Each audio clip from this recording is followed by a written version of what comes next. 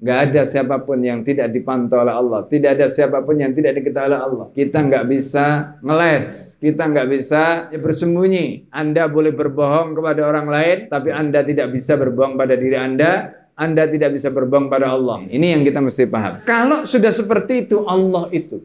Pertanyaannya, masihkah kita berani untuk melanggar, untuk maksiat kepada Allah? Ini pertanyaannya.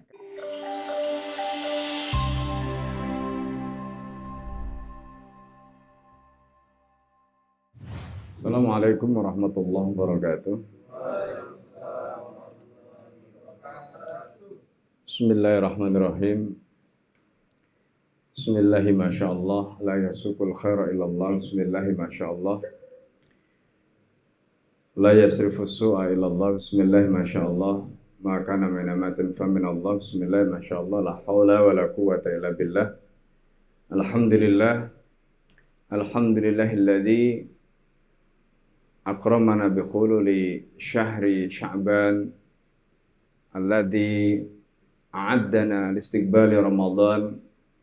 Asyhadu an la ilaha illallah wahdahu la syarika lah wa asyhadu anna Muhammadan 'abduhu wa rasuluhu alladzi la nabiyya ba'dah. Rabbi shrah li sadri wa yassir li amri wahlul 'uqdatam min lisani yafqahu qawli. Allahumma inni a'udzubika an adilla wa dalla zilla wa zalla wa adlima udlama wa abzala yajra alayya. Bapak Ibu dan saudara-saudara sekalian yang dimuliakan oleh Allah, alhamdulillah pada sore hari ini kita bisa berjumpa kembali di dalam kajian bulanan. Ya, hari ini kelihatan wajah baru karena seragam baru. Kelihatan lebih smart ya.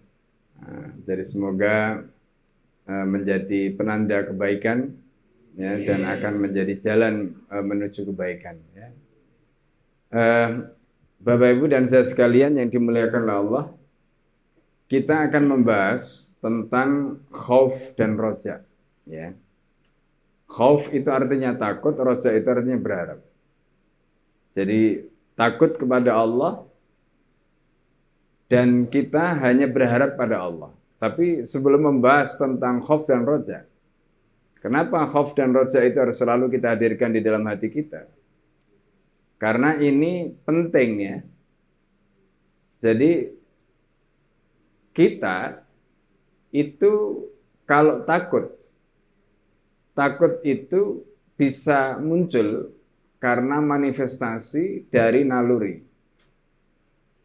Naluri yang pertama itu adalah naluri survive yang disebut dengan gharizatul baqa. Contoh misalnya ya, ketika misalnya Bapak Ibu dan saya sekalian dikejar anjing, lari apa? Diem? Lari. Takut apa enggak? Takut. Nah, takut dikejar anjing itu membuat kita lari. Itu contoh. Pertanyaannya, kalau kita takut kepada Allah, kita lari apa kita mendekat? Lari apa mendekat? Mendekat. Padahal sama-sama takut. Nah, di sini pertanyaannya, kenapa kalau takut kepada Allah kita justru mendekat? Kalau takut kepada selain Allah kita justru menjauh? Nah, karena takut kepada Allah itu lahir dari naluri beragama yang disebut dengan gharizatut tadayyun atau religious instinct. Sedangkan takut kepada selain Allah itu lahir dari naluri survive, naluri mempertahankan diri. Nah itu konteksnya. Oleh karena itu menjauh ya. Nah, beda kalau takut kehilangan istri ya. Takut kehilangan istri lari. Cari lagi. Nah, kalau takut kehilangan istri itu bukan gharizatul baqa ya, tapi itu nanti terkait dengan gharizatu nau. Jadi karena kita mencintai ya, karena kita merasa bahwa itu adalah istri kita ya. Nah, jadi karena itu ini contoh ya, contoh-contoh terkait dengan rasa takut. Nah, baik, kita akan masuk dari mana supaya kita itu memiliki kedekatan dengan Allah. Jadi kalau kita takut, kita mendekat. Dari mana kita caranya supaya kita itu mendekat kepada Allah dan punya rasa takut tadi? Nah, ini kita akan mulai dari, berarti kita harus mengenal lebih dalam. Kita mengenal lebih dekat Allah. Dan kita hadirkan Allah di dalam hidup kita. Itu caranya. Siapa yang tidak mengenal Allah, maka dia tidak akan takut kepada Allah. Siapa yang tidak mengenal Allah lebih dekat, maka tentu dia akan jauh dan tidak ada rasa takut ya kepada Allah Subhanahu wa taala. Nah, ini yang kita akan bahas. Nah, sekarang pertanyaannya, bagaimana caranya kita ini mengenal Allah? Ya, bagaimana caranya supaya kita ini mengenal Allah sampai kemudian nanti puncaknya muncul rasa takut. Ini. Nah, pertama, Al-Quran itu mengajarkan pada kita. Coba kita lihat misalnya ketika Allah menceritakan ya di dalam surat Al-Ghasyiyah. Ya. Jadi ketika Allah menceritakan afala yanzuruna ilal ibili kaifa khuliqat. Apakah mereka tidak memperhatikan bagaimana unta-unta itu diciptakan? Wa ilas sama'i kaifa rufi'at, dan bagaimana langit itu ditinggikan. Kalau kita melihat langit itu di atas, nggak ada tiangnya, ternyata dia bisa tegak di atas kita dan nggak pernah jatuh. Ada yang kejatuhan langit? Nggak ada. Ya, langit-langit, ya, plafon itu ya. Ya, wa ilas sama'i kaifa rufi'at. Kemudian wa ilal jibali kaifa nusibat. Lihat gunung, bagaimana gunung itu ditancapkan. Makanya ada istilah paku bumi. Gunung itu menjadi paku bumi. Gitu. Makanya kalau ada gunung meletus, biasanya diikuti dengan gempa bumi. Nah, karena pakunya copot. Ya kan? Nah, itu yang disebutkan dalam Al-Quran, wa ilal jibali kaifa nusibat, dan kepada gunung bagaimana gunung itu ditancapkan. Baru kemudian wa ilal ardi kaifa sutihat, dan memperhatikan bagaimana bumi itu disutihat, dibentangkan. Jadi kalau kita lihat ya, kalau mungkin Bapak Ibu pernah belajar ilmu alam, bumi itu bulat apa datar? Nah, bulat kan? Tapi pertanyaannya, kenapa bumi yang kita lihat sepanjang mata kita melihat itu kok datar? Coba. Ya. Itu gambaran betapa kecilnya kita dan betapa terbatasnya mata kita di dalam melihat jangkauan ya, objek pandang tadi itu, dan betapa cepatnya perputaran bumi. Ya kan, kalau kita perhatikan bumi itu kan berputar mengelilingi matahari. Ya kan, ada rotasi, ada revolusi. Ya kan? Nah, kita tidak pernah merasa kalau bumi itu muter. Yang tahu adalah matahari itu terbit di timur, kemudian tenggelam di barat. Setiap hari begitu yang kita ketahui. Padahal di balik matahari terbit di timur, tenggelam di barat itu ada fenomena yang namanya perputaran bumi. Tapi kita tidak merasa. Yang kita lihat bumi itu datar. Yang kita lihat bumi itu terbentang. Pertanyaannya, ya, siapa yang menjadikan semuanya tadi itu? Ya kan? Apakah kita yang gelar bumi jadi begitu? Apakah kita menjadikan langit tadi itu bisa tegak di atas tadi? Atau ada makhluk lain? Kemudian bagaimana gunung ditancapkan? Siapa yang menciptakan semuanya itu? Jawabannya adalah Allah. Nah, inilah caranya Allah ngajari kita. Caranya Allah mengajari kita bagaimana kita mengenal Allah. Gitu. Jadi Allah itu memperkenalkan dirinya dengan melalui makhluk-makhluk ciptaannya yang luar biasa tadi. Makanya sampai Allah itu mengatakan, "A'antum asyaddu khalqan amis sama." Jadi ketika manusia itu sombong, ketika manusia itu nggak mengakui Allah, Allah itu tanya begitu, "A'antum asyaddu khalqan amis sama?" Apakah kamu ataukah langit yang lebih hebat? Kamu itu loh kecil, ya, kecil. Kira-kira begitu. Kok mau nyombongkan diri itu loh? Langit itu lebih gede, gunung itu lebih gede, bumi itu juga sama. Mereka nggak sombong. Nah, manusia itu nggak ada apa-apanya. Kalau tadi kan kita sebut, ketika melihat bumi terbentang itu karena batas pandangan manusia. Ketika melihat langit ke atas biru itu juga karena batas penglihatan manusia. Makanya Allah kemudian menanyakan, "A'antum asyaddu khalqan amis sama?" Ya kan? Nah, ini. Nah, jadi ini gambaran ya betapa manusia itu kecil. Betapa manusia itu ya meskipun dengan kecilnya kayak begitu tapi sombong. Nah, ini ya. Nah, ini. Nah, oleh karena itu caranya Allah mengenalkan dirinya adalah dengan menunjukkan kita kepada alam semesta yang merupakan ciptaan Allah tadi. Supaya kemudian kita sampai pada kesimpulan bahwa ini makhluknya Allah, dan kalau makhluknya saja begitu luar biasa, maka kita yang manusia ini ya mau menyombongkan apa di hadapan Allah. Nah, itu. Nah, yang kedua, manusia itu sendiri coba ya, Al-Qur'an juga menceritakan kepada kita, bertanya kepada kita, "Wa fi anfusikum afala tubsirun?" Kata Allah, "Wa fi anfusikum," dan terhadap dirimu, "afala tubsirun." Apakah kamu tidak memperhatikan? Coba sekarang Bapak Ibu sekalian. Ya, dokter itu katakanlah spesialis ahli apapun. Dia kadang-kadang mendiagnosis penyakit itu tidak 100% bisa tepat. Padahal sudah pakai alat macam-macam. Kenapa? Kadang-kadang ada penyakit, dokter bingung, ini sakit apa, nggak ketemu penyakitnya. Kenapa? Karena yang menciptakan penyakit itu adalah Allah. Manusia nggak tahu. Gitu. Misalnya ya, contoh kadang-kadang kita mules perutnya. Tiba-tiba mules. Kenapa mules? Ya, padahal tadi nggak makan apa-apa. Gara-gara kena kipas angin. Ya kan? Gara-gara kena kipas angin. Akhirnya masuk angin. Gitu.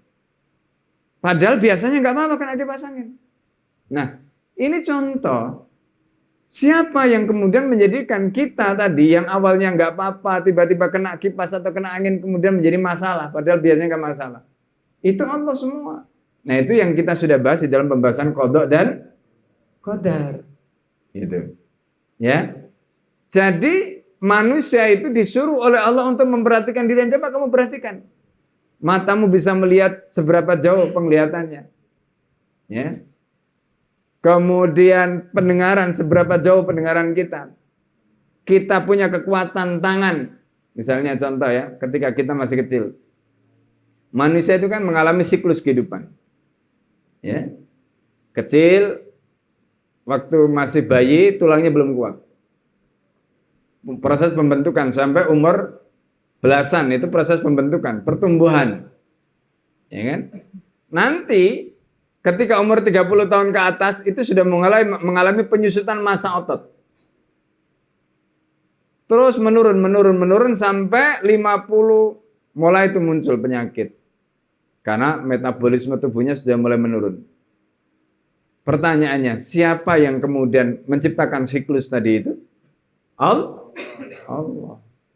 Jadi tidak ada manusia yang bisa menolak penuaan, meskipun sekarang di barat itu ada percobaan ya, orang itu ada seorang ya yang saya tahu ya di barat itu menyuntik dirinya dengan pokoknya dia nggak mau tua, gitu. Dihabiskan uang banyak, jadi tubuhnya itu selalu diganti dengan apa namanya sel baru misalnya. Pertanyaannya kemudian, apakah dia bisa menghentikan kematian? Jawabannya tidak bisa. Mau selnya digonta-ganti, kalau mati ya mati. Nah ini ya. Jadi itu yang disebutkan oleh Allah, wa fi anfusikum afala tubsirun. Nah, di situ kita semakin yakin. Maka dalam hadis disebutkan man arafa nafsahu, siapa yang mengenali dirinya, arafa rabbahu, maka dia pasti mengenali itu Tuhannya. Nah, jadi kalau kita nggak mengenali diri kita, maka kita nggak akan tahu kalau ada apa namanya Tuhan. Dan kemudian berikutnya adalah hayat, kehidupan. Kehidupan itu kita tahu karena ada juga kematian. Ya kan, ada hidup, ada mati. Siapa menciptakan hidup dan mati? Allah. Alladzi khalaqal mauta wal hayata. Itu Allah. Ada kehidupan, ada kematian yang menciptakan Allah. Jadi alam manusia dan kehidupan itu menjadi bukti ya bahwa semua itu butuh yang namanya khalik. Apa? Pencipta. Nah ini. Nah karena itu dengan memikirkan, memahami bahwa alam manusia dan kehidupan itu makhluk tadi, semuanya membutuhkan khalik yang mengurus dan mengatur. Bumi bisa berputar setiap hari, matahari, ya. Kemudian kalau kita bicara dalam kaitannya dengan planet, galaksi dan sebagainya, termasuk ya diri kita bisa hidup seperti ini. Pertanyaannya, kok teratur setiap hari? Kok nggak pernah tabrakan planet-planetnya itu? Ya, kenapa jamnya itu kalau selisih itu tapi tetap, ya, kalau ada pergeseran nggak terlalu jauh, gitu. Nah itu semuanya membuktikan bahwa nggak mungkin semua itu teratur kalau nggak ada yang ngatur. Ya kalau kita lihat hari ini misalnya di kantor ditata apa namanya katakanlah catnya dibersihkan, kemudian dipasang karpet, ya terus nanti penataannya itu pasti ada yang ngatur, yang teratur itu pasti ada yang ngatur. Tidak mungkin sesuatu itu teratur tanpa ada yang ngatur. Itu nggak mungkin. Jadi kalau ada orang yang bilang ini orang komunis, orang sosialis, orang ateis, mereka mengatakan loh alam itu teratur itu secara alamiah. Masa iya? Sesuatu bisa teratur secara alamiah tanpa ada yang ngatur? Mustahil. Nah, itu ya. Nah, jadi kita itu juga begitu. Kita itu juga begitu. Makanya tubuh kita itu bisa teratur semua itu karena ada yang ngatur. Siapa yang mengatur? Allah. Allah yang menggenggam nyawa kita, Allah yang menggenggam roh kita. Ketika kita itu masih diberi kesempatan hidup, maka dibikin teratur. Detak jantungnya masih berdetak, nafasnya masih bisa bernafas, semuanya masih bisa. Nah itu namanya keteraturan dan itu membuktikan bahwa ada yang mengatur. Nah karena itu alasannya, karena alam manusia dan kehidupan itu bersifat terbatas. Ya, tidak bisa mengurus dan mengatur dirinya sendiri. Sementara semua yang teratur, ya sementara semuanya tadi itu teratur. Alam manusia dan kehidupan kan teratur semua tadi. Dan tidak mungkin yang teratur semua kalau nggak ada yang ngatur. Nah sesuatu yang teratur itu pasti ada yang mengatur. Dan itulah namanya Al-Khaliq Al-Mudabbir. Nah, jadi makanya di dalam Al-Quran itu Allah mengatakan, ya Allah itu disebutkan yudabbirul amra minas sama'i ilal ardi. Allah itu yang mengatur semuanya urusan makhluknya ini dari langit sampai ke bumi semua. Jadi karena itu kalau Anda sakit atau dapat musibah atau dapat sesuatu atau pengen sesuatu, ingat ayat tadi yudabbirul amra minas sama'i ilal ardi. Allah itu yang ngatur dari langit sampai bumi semua Allah ngatur. Gak ada satupun yang tidak diatur sama Allah. Nah gitu. Jadi karena itu kalau kita sakit, serahkan sama Allah. Kalau kita punya istri, kita tinggal serahkan sama Allah. Karena Allah yang ngatur semua. Kita punya anak, kita tinggalkan serahkan sama Allah. Ya, itu namanya kita menyerahkan pada Allah sebagai Al-Mudabbir. Allah sebagai pengatur, pengurus semuanya tadi. Beres nanti kalau diurus sama Allah. Ya. Kita itu nggak bisa ngurus, tangan kita cuma dua, mata kita dua, telinga kita dua. Meskipun kita mau pakai CCTV, mau pakai apa saja, tetap jebol kalau kita sendiri yang ngurus. Betul? Nah, di situ pentingnya kita menyadari Allah itu Al-Mudabbir, ya, yang ngurus semuanya tadi. Nah ini, ya. Nah, ini. Nah ini poin pertama, bagaimana cara kita mengenal Allah Subhanahu wa taala. Pertanyaan berikutnya, setelah kita tahu Allah tadi itu bukan alam manusia dan kehidupan, lalu siapa dia? Nah, ini, ya. Nah, Khalik itu mustahil diciptakan. Jadi Khalik, yang namanya Khalik pencipta itu mustahil diciptakan. Sebab kalau diciptakan berarti dia bukan Khalik tetapi makhluk. Kalau dia ciptakan berarti punya sifat makhluk. Ya kan? Gitu. Nah, maka mustahil Allah itu makhluk. Yang kedua, Khalik itu juga mustahil menjadi Khalik bagi dirinya.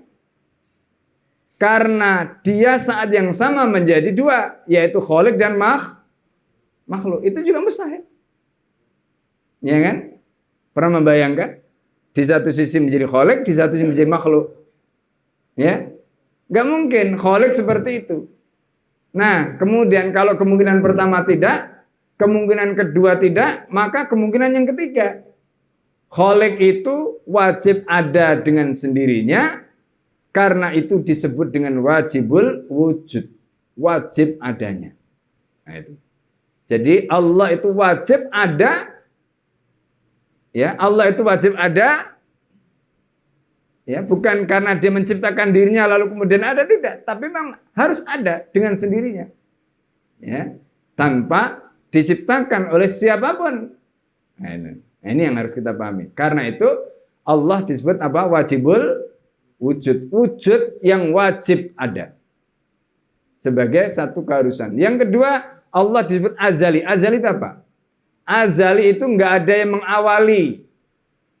Ya, sebagaimana qadim juga begitu. Ya, nah ini. Jadi Allah itu azali, maksudnya dia yang pertama. Kalau yang pertama itu dia, tidak ada yang lain, artinya dia azali. Kalau dia pertama tapi masih ada yang lain, maka dia bukan azali, karena dia makhluk bagi yang lain. Nah, itu. Paham sampai di sini ya? Nah, itu gambaran tentang siapa Allah. Gitu. Nah, ketika kita sudah menemukan Allah itu azali, Allah itu wajibul wujud, Allah itu qadim. Pertanyaannya, apakah itu ada pada sifat tadi, itu ada pada makhluknya? Tidak ada. Alam manusia dan kehidupan semuanya tidak ada. Ya.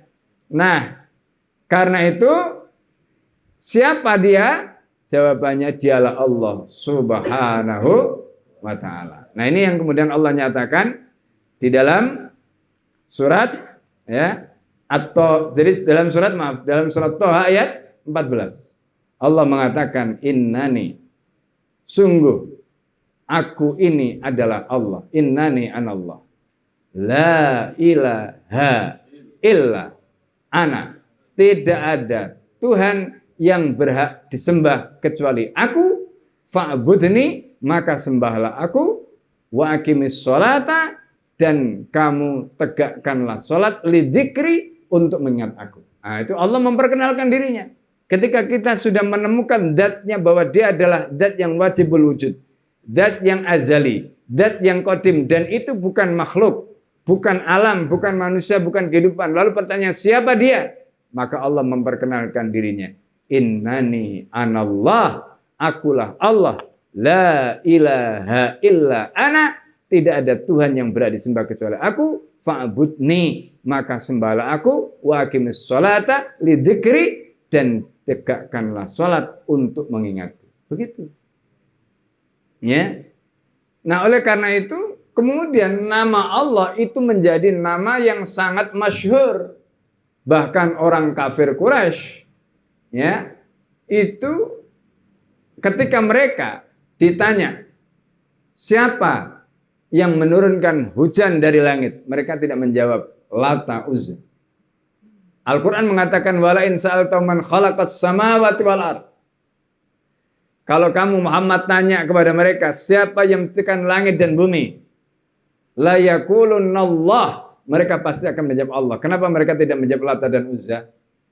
Karena Lata dan Uzza tidak bisa menciptakan langit dan bumi. Jadi orang kafir pun mereka tidak bisa membantah kalau yang menciptakan langit dan bumi itu adalah Allah. Ya, ketika mereka ditanya, wala in sa'alta man nazzala minas sama'i ma'an. Ketika kamu tanya Muhammad kepada mereka siapa yang menurunkan langit, menurunkan air dari langit. La yaquluna Allah, mereka juga pasti akan menjawab Allah. Kenapa mereka tidak menjawab Tuhan mereka yang lain? Kenapa mereka menjawab Allah? Karena mereka tidak bisa membuktikan Tuhan mereka bisa menurunkan air dari langit. Nah ini, jadi mereka tahu Allah Subhanahu wa Ta'ala itu yang menciptakan langit, yang menurunkan hujan, itu Allah. Terus kemudian pertanyaannya beginilah, kok orang kafir Quraisy itu kenapa kalau mereka tahu mereka menyembah selain Allah? Nah, gini ceritanya. Dulu pada zaman jahiliyah, ya, itu ada seorang penjual patung namanya Amru bin Luhayy bin Qam'ah.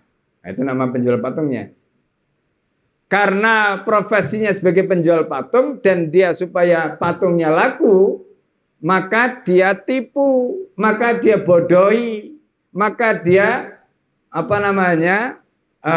manipulasi pikiran orang jahiliyah pada waktu itu dengan mengatakan, hei, ini loh Tuhanmu, ya, yang kamu sembah. Sebelumnya mereka tidak menyembah berhala, gitu, ya. Akhirnya kemudian mereka mulai karena orang bodoh, maka dibodohi sama penjual patung tadi dan percaya. Lama-lama akhirnya mentradisi. Makanya Amr bin Luhayy bin Qam'ah ini di dalam kitab-kitab sirah disebutkan dia itu mendapatkan dosa jariah. Meskipun dia sudah meninggal dan dia tidak lagi jualan patung, tapi gara-gara dia jualan patung dengan cara seperti tadi, orang kemudian akhirnya menyembah patung dia, termasuk Lata, Uzza, itu semua gara-gara dia. Maka mereka yang syirik menyekutukan Allah, maka dosanya itu ngalir kepada siapa? Amru bin Luhayy bin Qam'ah. Nah, itu ceritanya. Ya. Jadi awalnya dulu mereka tidak menyembah patung. Mereka tidak menyembah berhala. Tapi karena bodoh, membangun imannya tidak dengan reasoning, membangun imannya tidak dengan reason, ya, tidak dengan menggunakan akal, dengan pikiran, akhirnya gampang terpengaruh. Nah, inilah makanya pentingnya kita membangun iman harus dengan menggunakan nalar supaya nggak salah yang disembah, gitu loh. Pernah tahu ada orang menyebut dirinya sebagai orang Islam, tapi dia misalnya nyembah, ya, sesajen apa, misalnya ada pohon gede, ya kan? Nah, ini berarti orang tadi pakai yang namanya wijdan. Wijdan itu apa? Perasaan, gitu. Sama seperti Al-Quran ketika menceritakan laqad kafaral ladzina qalu innallaha salisus salasa, sungguh telah dinyatakan kafir orang yang mengatakan Allah itu 3 sama dengan 1. Ya kan? Bagaimana mungkin 3 sama dengan 1? Pakai nalar saja. 3 apa sama dengan 1? Berarti 1 sama dengan 1. Ya, 3 ya 3. Enggak mungkin 3 sama dengan 1. Masuk akal enggak Tuhan Bapak sama dengan Tuhan Anak? Enggak. Bapak ya Bapak, anak ya anak, Ruhul Kudus ya Ruhul Kudus. Bagaimana mungkin 3 dinyatakan 1 sehingga disebut Tuhan yang Esa? Enggak bisa. Enggak masuk akal kan? Nah, ini contoh. Kalau orang itu menemukan Tuhan tidak dengan menggunakan reason. Menemukan Tuhan tidak dengan menggunakan nalar. Nah, gitu. Tapi dengan menggunakan apa? Wijdan atau apa? Perasa. Nah, gitu ya. Ini. Nah, kemudian setelah kita paham Allah itu zat yang wajib adanya, yang azali, zat yang qadim. Lalu pertanyaannya, apakah Allah yang seperti itu tadi itu hanya ide imajiner, artinya khayalan, atau Allah itu betul-betul ada? Ini pertanyaan berikutnya.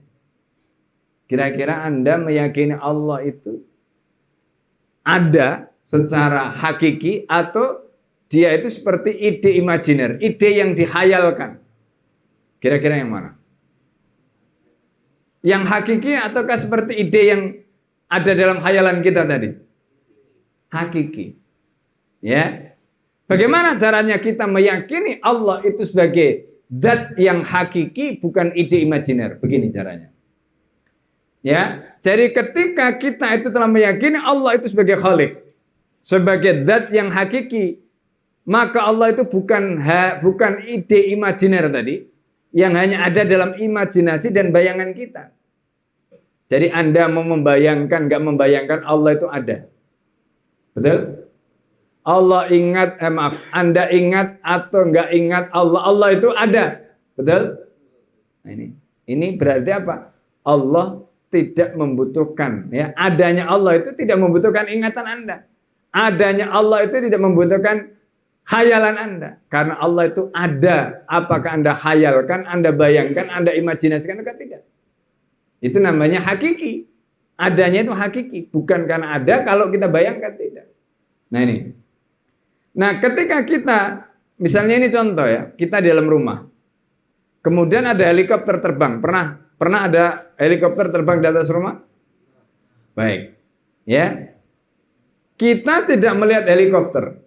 Cukup dengan mendengarkan suaranya, tapi kita yakin helikopter itu ada, betul tidak? Nah, Anda meyakini Allah itu sebagai zat yang hakiki juga seperti itu caranya. Anda tidak pernah melihat zatnya karena terhalang, karena pandangan Anda terbatas, pendengaran Anda terbatas, indera Anda terbatas. Ya. Maka ya, Anda meyakini Allah itu ada bukan karena keterbatasan Anda tadi itu bisa menjangkaunya, tapi karena Anda bisa melihat, bisa mengindra makhluk-makhluk Allah. Itu yang menjadikan Anda yakin bahwa Allah itu ada. Sebagaimana kita meyakini ada helikopter tadi, meskipun kita di dalam rumah tidak melihat zatnya helikopter tadi. Betul? Seperti itu. Nalarnya, seperti itu caranya. Ya. Nah, karena itu kita meyakini bahwa helikopter itu nyata atau hakiki, bukan hanya ide imajiner kita. Ya. Bukan hanya ide imajiner kita. Apa artinya ide imajiner? Artinya helikopter tadi itu kita hayalkan baru ada. Padahal faktanya itu ada. Mau kita hayalkan, tidak kita hayalkan, helikopter tadi ada. Nah, ini bukti ya bahwa Allah itu adalah hakikatun malmusun wujuduha. Allah itu adalah zat yang hakiki, yang adanya bisa kita indra, bisa kita rasakan, ya, melalui apa? Melalui makhluknya. Sampai di sini bisa dipahami ya? Nah ini. Baik. Nah, sekarang kita lanjutkan. Kalau kita sudah paham Allah ada, wajib ada, zatnya seperti tadi, kita sudah pahami. Nah, pertanyaan berikutnya, Allah yang seperti itu maha dekat dengan kita. Ya. Kita dekat ataukah tidak, Allah itu dekat dengan kita. Jadi jangan dikira ketika kita jauh dengan Allah, Allah itu nggak dekat dengan kita, tetap dekat.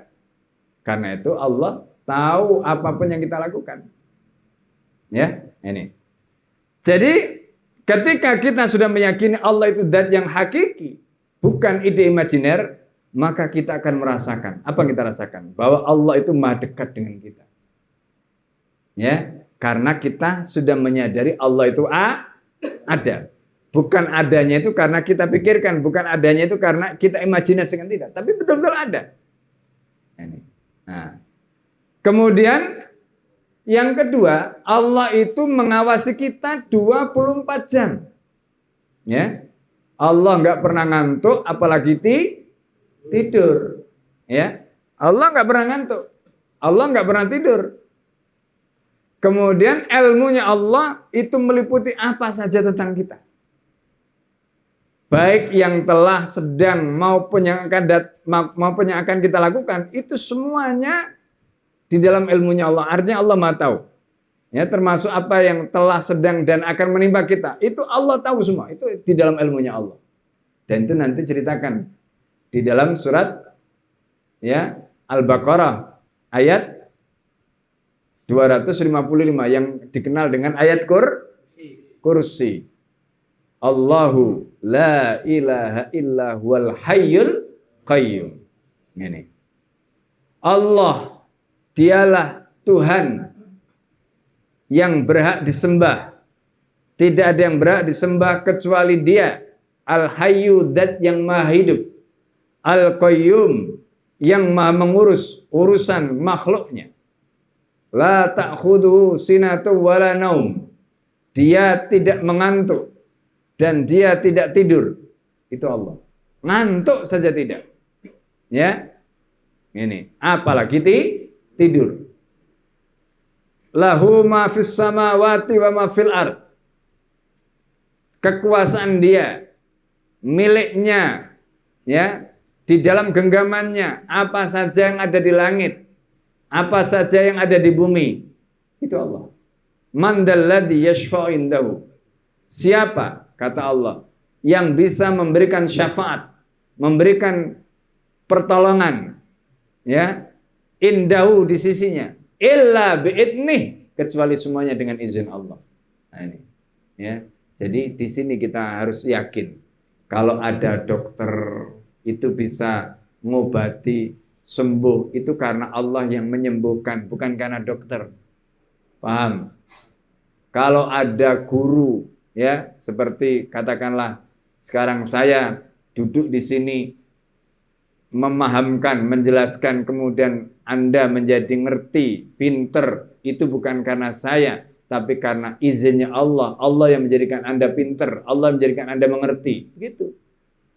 Ya, man dalladzi yashfa'u indahu illa bi'idni. Enggak ada yang bisa memberikan pertolongan, enggak ada yang bisa memberikan syafaat di sisi Allah kecuali dengan izin Allah. Enggak ada. Makanya jangan sombong. Ya, mau jadi dokter spesialis, mau jadi ustadz hebat, mau jadi kiai mumpuni, tetap enggak boleh sombong.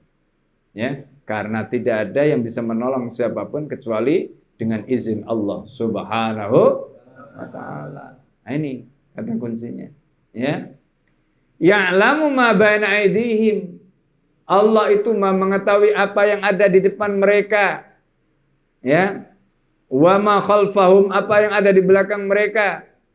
Wala yuhituna bi syai'in min ilmihi, sementara ilmu mereka itu tidak bisa meliputi ilmunya Allah. Artinya nggak ada manusia di muka bumi ini yang tahu ilmunya Allah. Nggak ada. Nggak ada. Jadi kalau misalnya ada orang mengatakan saya sudah tahu sebelum terjadi, itu bohong. Ya, itu bohong. Bahwa ada yang mendapatkan pengetahuan sebelum itu terjadi, itu semuanya juga karena Allah yang memberi. Makanya di sini disebutkan illa bima syaa. Kalau Dia tahu, itu tidak lain kecuali karena Allah yang menghendaki. Gitu. Karena Allah menghendaki. Dan di dalam kitab Sirah Ibnu Hisham itu ada riwayat, ya. Dulu sebelum Nabi Muhammad itu diutus, jin-jin itu sakti. Jin-jin itu ilmunya itu luar biasa. Kalau sekarang jinnya dibandingkan dulu sebelum diutusnya Nabi, itu jauh. Kenapa? Karena jin-jin sebelum diutus Nabi, itu mereka bisa ngintip ilmunya Allah yang ada di Lauhul Mahfuz. Ada lubang yang bisa mereka pakai untuk ngintip ilmunya Allah di Lauhul Mahfuz. Itu ceritanya. Tapi setelah baginda Nabi Muhammad SAW diutus, lubang itu ditutup sehingga mereka nggak bisa ngintip. Makanya jinnya nggak pinter sekarang. Ya, ini.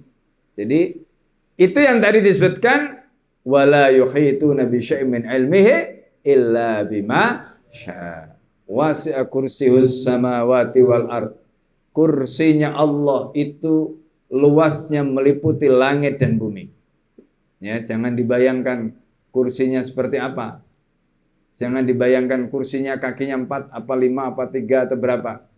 Pokoknya kursi saja. Ya. Nah, apakah itu maknanya kekuasaannya? Ya, artinya bahwa kekuasaan Allah itu seluas, ya, meliputi langit dan bumi atau seperti apa? Wallahu a'lam. Itulah penafsiran tentang kursi tadi, ya. Ini yang kadang-kadang jadi ribut. Ada yang mengartikan ya kursi itu kursi. Nah, jadi akhirnya ribut nanti. Ya. Wala yaudu hifdzuhuma wal aliyul adim. Kata Allah, dan tidak merasa berat. Allah tidak merasa berat memelihara keduanya. Ya. Wa wal aliyul adim, dan Allah itu maha tinggi lagi maha agung. Nah, inilah Allah Subhanahu wa taala. Makanya ayat kursi ini ayat yang luar biasa. Ayat ini adalah ayat yang luar biasa. Ya. Jadi makanya kita diperintahkan setiap selesai salat rawatib untuk baca ayat kursi. Seperti tadi kita baca ayat kursi. Jadikan itu sebagai wirid. Ya, setiap selesai salat baca ayat kursi.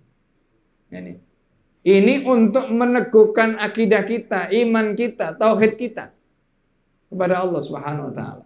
Ya. Nah, itu. Nah, kemudian Bapak Ibu dan saudara sekalian, nah ini endingnya ya. Jadi ketika kita sudah memahami Allah yang seperti tadi, di mana ilmunya itu luar biasa seperti itu, dan dia dekat dengan kita, mengawasi kita, muraqabah, ya. Bahkan di dalam ayat yang lain Allah mengatakan inna rabbaka labil mirsad. Tuhan kamu mengintai kamu, ngintip kamu. Artinya tidak ada siapapun di antara kita yang lepas dari pengintaian Allah, pengawasan Allah. Fa innaka tajri bi ayunina, kata Allah, sesungguhnya kamu berjalan tajri bi ayunina, dalam pantauan kami, dalam penglihatan kami, dalam monitoring kami, kata Allah. Ya, enggak ada siapapun yang tidak dipantau oleh Allah, tidak ada siapapun yang tidak diketahui oleh Allah. Kita enggak bisa ngeles, kita enggak bisa bersembunyi.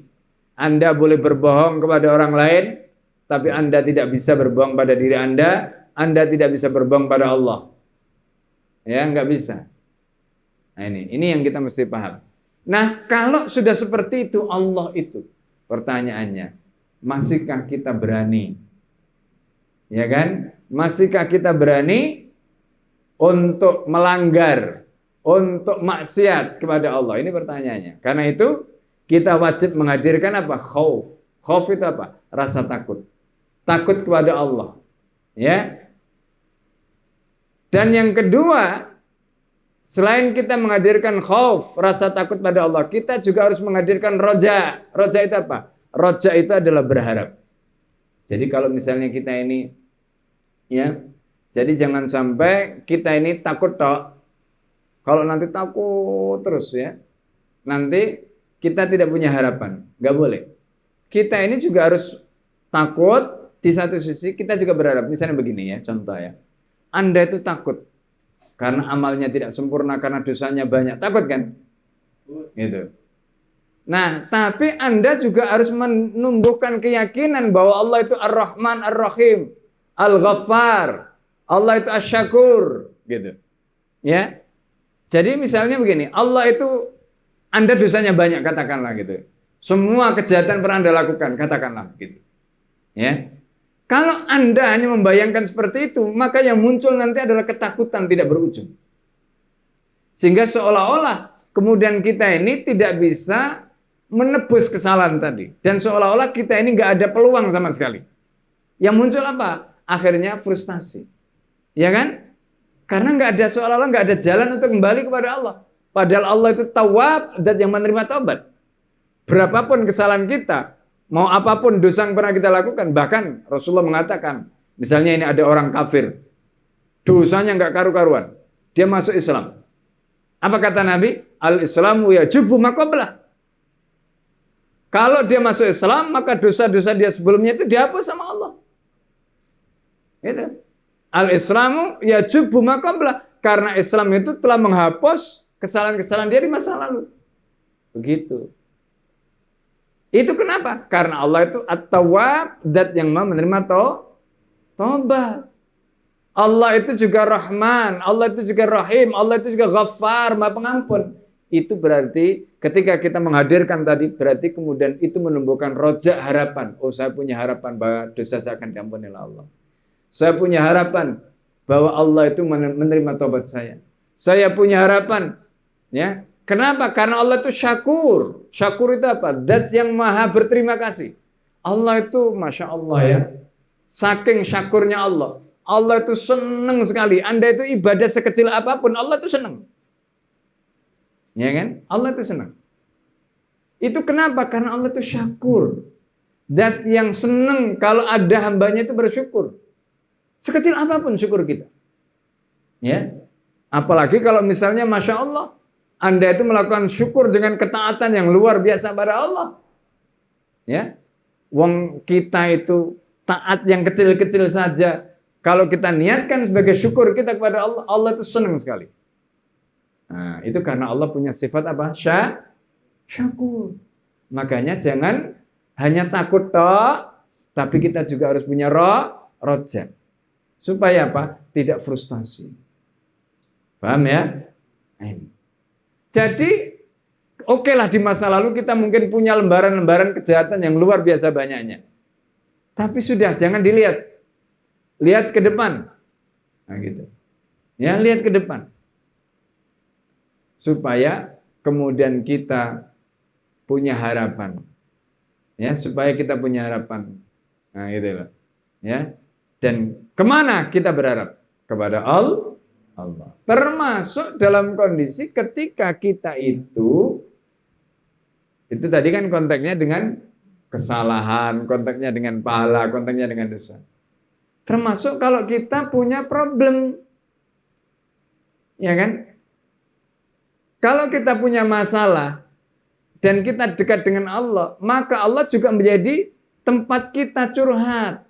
Allah juga menjadi rujukan kita, tempat kita kembali, tempat kita berharap. Justru kalau kita berharap pada orang, kita kecewa. Anda punya istri, ya, suatu ketika istri Anda tidak sesuai dengan harapan Anda, kecewa. Anda punya anak, Anda punya bahkan mungkin orang tua, Anda punya bos, Anda punya siapa saja. Suatu ketika tidak memenuhi ekspektasi Anda kecewa. Ya kan? Itu karena kita berharap kepada mereka melebihi apa yang menjadi kapasitas mereka. Makanya berharaplah hanya kepada Allah. Nah gitu. Jadi ketika kita itu hanya berharap kepada Allah, maka insya Allah kita tidak akan kecewa. Kita ditinggalkan, misalnya istri, ditinggalkan anak, ditinggalkan orang tua kita, bahkan kehilangan pekerjaan kita tidak akan pernah kecewa karena kita masih punya Allah.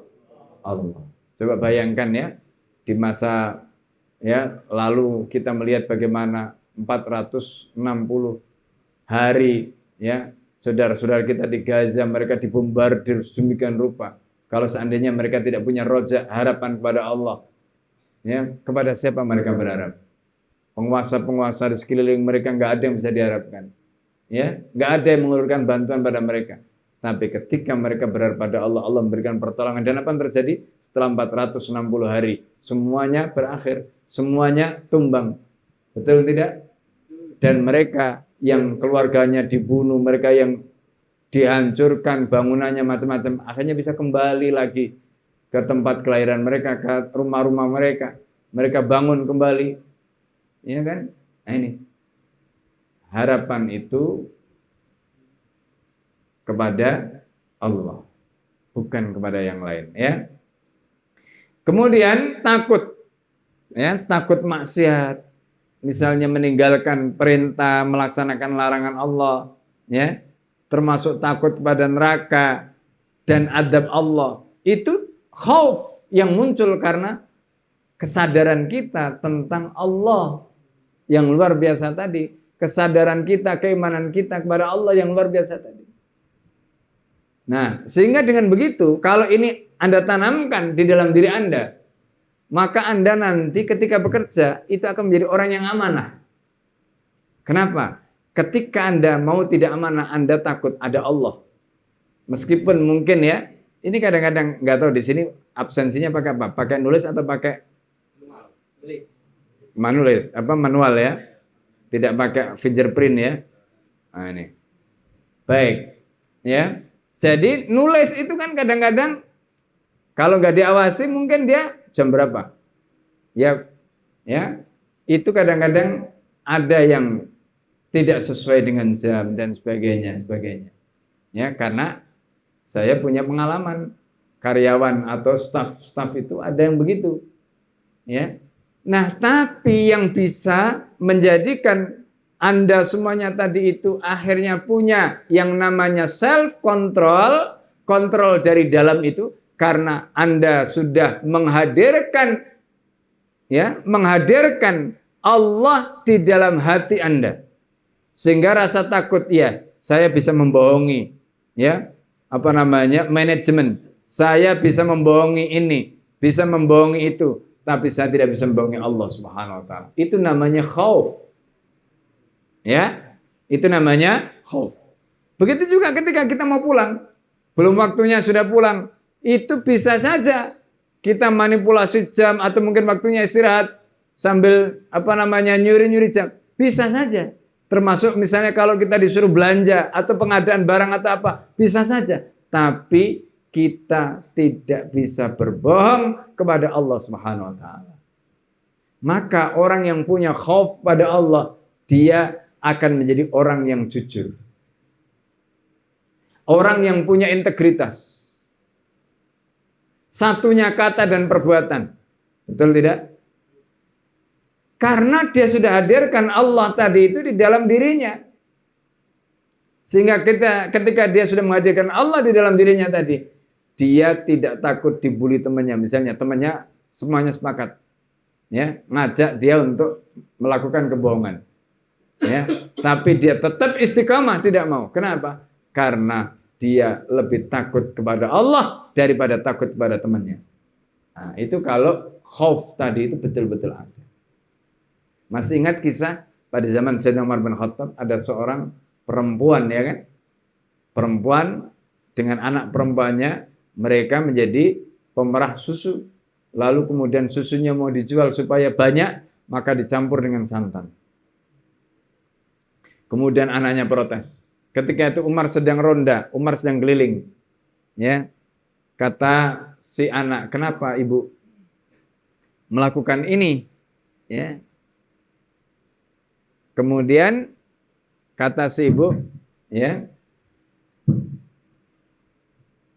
kata ibunya, ya, nggak ada Amirul Mukminin. Amirul Mukminin tidak tahu, Amirul Mukminin tidak ada. Kata si anak perempuannya tadi, kalaulah Amirul Mukminin tidak ada, kalaulah Amirul Mukminin tidak tahu, tetapi Allah Maha tahu. Dan ketika itu ternyata Amirul Mukminin mendengar dialog antara ibu dan anak ini.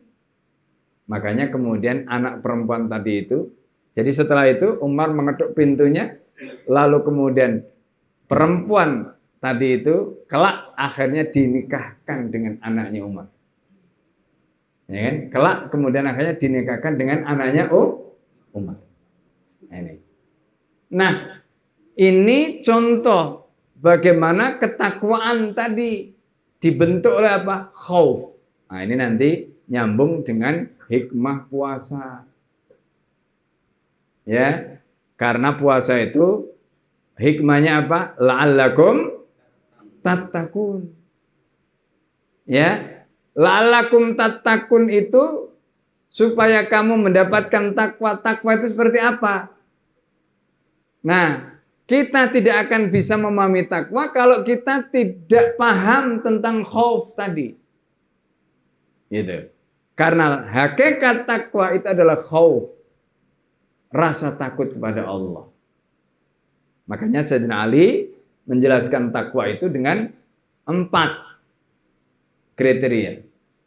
Yang pertama kali orang itu disebut bertakwa itu kalau dia punya yang namanya al-khauf min rabbil jalil.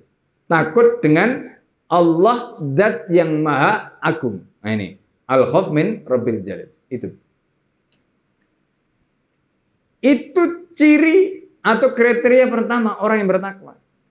Makanya kalau kita bicara tentang hikmah puasa, yaitu agar bertakwa, kita tidak akan bisa memahami hikmah takwa itu kalau kita tidak paham maknanya khauf. Dan bagaimana supaya kita bisa punya khauf tadi dimulai dari mana? Mengenal Allah lebih dekat sehingga kita tahu ya, mengetahui hakikatnya, mengetahui zatnya, mengetahui sifat-sifatnya, sehingga dengan begitu kemudian kita yakin 100%. Kemudian kita merasa bahwa kita dimuraqabah, diawasi, dilihat, ya, dimonitor oleh Allah Subhanahu wa taala 24 jam. Di situ kemudian khauf tadi itu muncul. Ketika sudah muncul khauf, maka muncullah tadi yang kita sebut, orang itu punya ketakwaan. Ketika orang itu punya ketakwaan, maka orang itu jujur. Ketika orang itu punya ketakwaan, orang itu punya integritas. Ketika orang itu punya ketakwaan, orang itu amanah. Gitu. Ya. Ini. Nah, kalau kita bisa mencapai level seperti itu, maka insya Allah nanti rezeki itu datang. Makanya dalam surat At-Talaq itu Allah menceritakan, ya.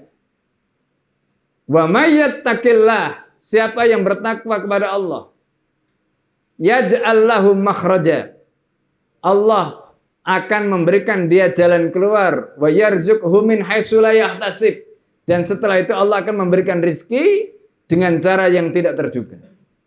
Orang kadang-kadang korupsi, orang kadang-kadang menipu, manipulasi, macam-macam tadi. Manipulasi anggaran, manipulasi SPJ, surat pertanggungjawaban, manipulasi nota, macam-macam. Tujuannya apa? Supaya dia dapat untung. Betul kan? Nah, padahal berapa sih untungnya? Begitu ketahuan, apa yang terjadi? Buntung dia. Ya kan? Buntung dia. Tapi kalau dia bertakwa, dia jujur. Dia tidak berani manipulasi. Dia tidak berani korupsi. Dia tidak berani menipu. Ya. Karena dia jujur, orang percaya rizkinya ajek, kata orang Jawa. Tahu ajek? Ya. Rizkinya itu terus menerus. Kenapa? Orang percaya sama dia. Tidak hanya temannya, orang lain juga begitu. Terus datang. Nah, di situ tadi Allah menyatakan, wa may yattaqillah, siapa yang bertakwa kepada Allah, yaj'al lahu makhraja, Allah akan berikan solusi untuk dia, wa yarzuqhu min haitsu la yahtasib. Allah akan memberikan rezeki dengan cara yang tidak terduga. Tapi kadang-kadang ada orang yang tidak sabar. Gitu loh. Pengen jalan pintas, caranya apa? Nipu, manipulasi, macam-macam tadi. Dapat, tapi tidak dapat, tapi kemudian jangka pendek. Setelah itu dipotong, habis dia. Maka orang menipu, orang melakukan manipulasi, itu sebenarnya sama saja dengan bunuh diri. Sebenarnya. Kelihatannya dia saat itu baik-baik saja, tetapi nanti ya dia tidak akan baik-baik saja. Baik itu ya, Bapak Ibu dan saudara sekalian, masih ada waktu untuk diskusi ya. Silahkan kalau ada yang ingin bertanya terkait dengan materi ya, bagaimana cara kita mengenal dan dekat dengan Allah sehingga sampai pada khauf dan rojak kepada Allah Subhanahu wa taala tadi, sehingga kemudian sampai kepada ketakwaan ya, untuk apa? Menyambut Ramadan yang insya Allah ya sebentar lagi akan mendatangi kita, akan menemui kita ya, dan semoga materi ini bisa menjadi dasar kita, bisa menjadi pondasi kita, bisa menjadi jembatan kita untuk mendapatkan Ramadan yang lebih baik daripada tahun-tahun sebelumnya. Amin. Ya, silakan kepada MC untuk memandu. Ya, Fadhal.